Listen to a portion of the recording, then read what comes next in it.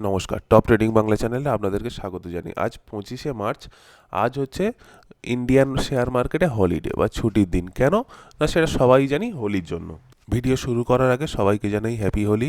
তো এই যে ছুটির দিন, এটা কবে কবে পড়ছে সেটা আমরা কিভাবে জানবো? অনেকেরই সমস্যা হয় যে আজকে ছুটির দিন কিনা, বা এই ইভেন্টে ইন্ডিয়ান মার্কেট বন্ধ থাকবে কিনা। অনেকেই থাকে ট্রেড করার জন্য রেডি থাকে, কিন্তু দেখে মার্কেট ওপেন নয়।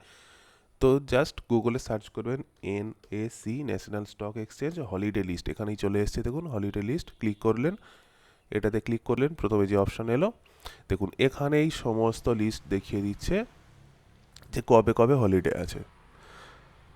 আজকে কত, 25 মার্চ। এই যে 25 মার্চ দেখুন, মন্ডে, সোমবার। কিসের জন্য না, হোলি। এরপরে কবে আছে, 29 মার্চ, মানে এই সামনে শুক্রবার, গুড ফ্রাইডে ছুটি। তারপর 11 এপ্রিল ঈদের ছুটি, 17 এপ্রিল রামনবমীর ছুটি।